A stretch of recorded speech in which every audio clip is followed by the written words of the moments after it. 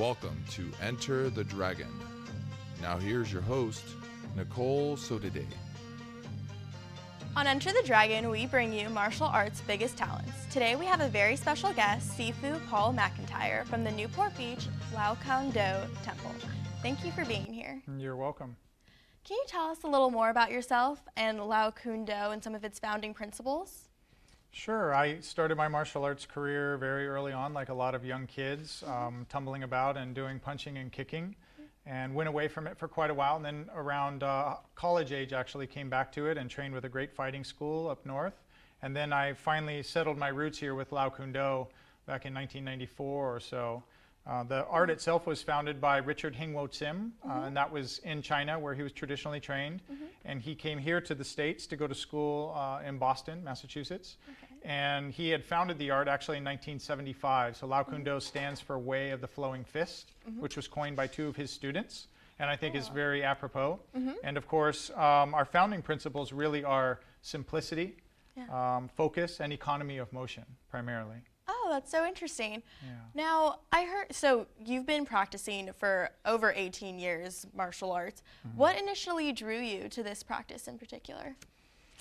Yeah, well, so for quite a while, I had trained an external style called Shorinji Kempo, which was a hard style, a lot of fighters in that school. And they use a lot of kicking, so predominantly legs. And what I was looking for was something that would help me after I kick and get in closer, which is a close range fighting style. So I was looking for Wing Chun, which is a specific style. And that's actually, interestingly enough, Bruce Lee trained and Grandmaster Yip Man. So our family is from the same lineage from them and the same family tree, so to speak. Okay. Yeah. Awesome. A lot of people know about the health benefits of participating in martial arts, like physical health. But can you tell us about some of the other less known benefits? Absolutely. So you probably hit the nail on the head. People, the punching and the kicking and all of the movement, the physical aspect is great. But what most people don't realize until they find a good teacher and they find a good art is that martial arts is a tool to cultivate yourself. And for everybody, that's a little bit different. But for all of us, myself included, we strive towards self-conquering. And what that means is the ability to make our life the way we want it instead of life making us the way it wants. So using the arts is a tool in a way to craft our lives the way we would like. So you certainly get stress reduction and physical health and flexibility and all of those great things that people understand. But it's the centering, the spiritual wellness, the balancing, those are some of the less known gems of the training. All right, awesome. So if someone wanted to get into martial arts, learn a little bit about it, how do you think they should go about finding out what discipline is right for them? Well, the short answer is if you were to look at them all across the board, each art kind of has a distinctive type of a style and it falls into a certain bucket. So there are kicking styles, Taekwondo, things like that Kempo that have a lot of kicking. They have throwing styles, rolling styles, things like Judo, Jiu-Jitsu, Aikido that have a lot of throwing activity to them. Then you have a lot of striking styles, which are punching, kicking, jabbing. So a little bit different. It just depends on what you would like to try and find. If it's more sport related, you want to get into the sport, or if you want to learn how to do those skills for protecting yourself, etc. Oh, okay. Now you were, along with being a teacher, you were also in the personal protection field, right? Yes. That is a very dangerous profession. How did Lao Khun Do and martial arts in general help you in that area? Well, it's interesting because the arts themselves, thankfully, I didn't have to deploy them very much. A little bit of arm barring or just letting somebody know that I'm unhappy with them, that's enough. I don't have to actually punch or kick somebody. But what it did do was help me understand and become very clear about environmental management, which really means you've got to be fully aware of what's around you. And I joke about, for example, if you're going to walk into or swim in a cage full of sharks, maybe you might want to make the decision not to go into the cage at all and don't swim. So that's better decision making about knowing your environment, and environmental management was a huge part of that practice for me. All right. So with your extensive experience in martial arts, what is your favorite part about it, and what do you find is most fulfilling? Well, favorite part is difficult to pin down. When I first started, of course, I was much more of a tiger, as I like to say. It was about the fighting and the the sparring and learning how to defend yourself and all the techniques and forms, etc. But as time has gone on, and I've been practicing for a number of years, almost 25 now, your mindset changes a little bit. Yeah. And when you stop worrying about fighting and defending yourself, so to speak, you can start worrying about internal, that cultivation part.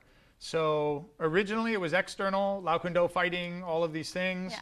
But as time went on now, Tai Chi Chuan, which is a softer style that allows for centering, internal harmony, allows you to calm down your conscious mind, so take stress away. That's become more attractive. Yeah, all right. Yeah. So, as I stated before, you obviously have extensive experience in martial arts, and that must have helped you create your own defense platform called CERT. Yes. Now, what does CERT stand for, and why did you create it? Good question. CERT is just an acronym, and when I teach it, I just think about CERT, like CERT for your mouth that you would eat, although it's a S, not a C. Oh, okay. So CERT is just a very simple acronym. When a crisis happens, sometimes it's important to have something to reference, an anchor, so to speak. So CERT is what I would consider a management system. The S stands for self-management. As you start to freak out, your heart rate, your breathing, all these physiological responses take place. Yeah. So you need to manage that correctly and learn how to do that, as well as your body and defense. E is for environmental management, R is for range management, and T is for target management, which is your opponent. Yeah, okay. Yeah. And I devised that primarily because people lose track of the difference between defending themselves from a violent attacker and learning how to be combative. Would you mind demonstrating for our viewers? Can you show me some moves? Show me how to defend myself using your method? Yeah, of course, okay, absolutely. Awesome. Cool. So let's do this. Okay. First, I'm gonna hair up. Is that a good idea? You bet. Yeah, all right. That way I won't grab it. All right. Yeah. Don't want that. All right. So while you're doing that, okay, just keep in mind the number one first thing that I teach, especially for female students, is to learn how to not get knocked over. Okay. So it's important that you think, and this is actually a good example. Okay. So you are much like a table. Okay. And what I don't want is the table to fall over. So if I move you from one side to the next, right, it's easy for your body to fall over. Yeah. If somebody's attacking you, what you don't want is me to grab you and then I pull you to the ground. Yeah. Then you have a big problem, bigger problem. Mm-hmm. So you need to learn how to create a good structure. Okay. So first, you want to take a step back with your right foot. Okay. Right? Bend your knees a bit. Okay. And I want you to think about not being a bobber. That means don't allow your body to move this way. Strong core. Yes, Yeah. Strong core. Very good. Okay. Second thing is you have to protect this. Right? So the moneymaker. Yes, that's right. So we create a triangle here. The reason this is important, just real quick, on the outsides of the hands here, these are like blades. They don't look like it, but there are hard parts here. There are bones on this side and on this. So you got to be careful doing this because this is soft parts. Okay. We want to use hard parts against other hard parts or soft parts, okay? All right. So almost like a triangle. Okay. And what I'm going to do is teach you a drill called push-pull. So take a step towards me a bit. Okay. Good. One more. Good. Okay. So what I'm going to do is I'm going to try and push you back or pull you forward or side to side. Okay. Your job is no bobber. Yes. And to step, right? Good. Yes. Keep it underneath you. Right. Good. Back. And here. Yeah. So don't let me pull you down. Keep your back straight. Good. And bonk. Keep this here. Yes. Okay. So this is important. Okay. You can practice this at home, with a friend, with a girlfriend. This frame is really critical until you get in your mind the idea that, hey, somebody can't just throw me to the ground. Step, yes. Throw me to the ground, yes. Then you can keep your base underneath you. And if somebody tries to hit you, frame. This, yes. The hard part, I like that. Now I'm going to teach you one more thing. Okay.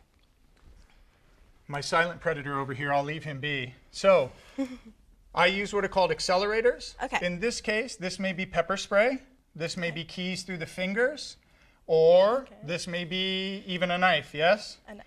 Somebody who's a home invader. Okay. Keys, not appropriate. So, from the same frame, what you can do is when somebody tries to grab you, slash, yes. Grab you, slash. Grab you, slash. Every time somebody goes to, yes. And I get you, slash. Yes. Grab you, tricky, slash. Yes. So this, you slash, slash, Yes, slash, slash, slash. You see? So, as long as you have a good frame, you protect yourself from me hitting, and you have something you can use to defend yourself to help you better. Okay. Cut my finger off. Yeah. Yes, this is Like- very helpful for you. Okay. So this, S, self-management. Self-management. E, which I think is really important, is environment. Okay. Who's hiding behind the wall? Who's ready to jump out from the car? That's being smarter about what you see and what you do. Yeah. Does that make sense? That makes perfect sense. That's amazing. Yes. All right. Thank you very much for You're welcome. showing that to me. Can you show our viewers also what we would see just in general if we were to walk into a Lao Kun Do temple? Can you Sure. show us some of that too? Sure. Yeah, if Okay. I can borrow Tony for Awesome. a second, I'll give you some ideas here. Sounds good. So we have, there are a couple of different things that we would do here. So for self-defense, keep in mind it's a little bit different, you know? So if Okay. you're gonna do a choke, for self-defense, somebody who might choke you, right? Hitting, right? And me taking down Yeah. is one thing. Somebody who tries to grab my throat, right? Another thing, or eye gouging, right? You okay? So those things can be really fast and defensive. Also, people might grab the shirt, right? Careful here, right? And I can lock down and hit. These are just basic things. Yeah. For combat, we train a little bit differently. So we teach drilling first. We may have different ranges, kicking range, right? Punching range, or trapping range, which is in here, elbow and knee range, or even in body range, here, shoulder, hip, very close. So for us, we're in here primarily. So we use the drilling. For Tony, when he punches, if he's a boxer, bad guy, yes. Yeah. I'm gonna be in this position, he punches, I check, hit. Punch, check, hit. Here, right? I do different techniques each time for Bong Sao, hit, again, Bong Sao, hit, again, boom, boom. Each time, little bit different. Same thing again, Bong Sao, hit, hit, same, hit, hit. So each time a little different, little bit different, right? Same thing for his kicking. If he's kicking, I can still stop the kick, or he kicks again, right? You right? So I can still scoop, or he kicks again, and I move outside. Drilling over and over. This is the same for all arts, Yeah. whether throwing, grabbing. Make sense? Okay. Yes? Yeah. Good. Thank you. That Yeah. was amazing. Thank you so much. Sure, of that course. was great. Yeah. Well, thank you for being with us today. My pleasure. That was so nice of you. Yeah. I'd like to thank everyone. Thank you, Thank you. Master Paul McIntyre. I don't like the word master. Thank you. Yeah, we're all learners. Oh, well, But thank you you. you're the expert here today. I Thank you. appreciate that. Yeah. Please join us again next week where we have Aikido Master Alex Herrera as our guest. Thank you and good night.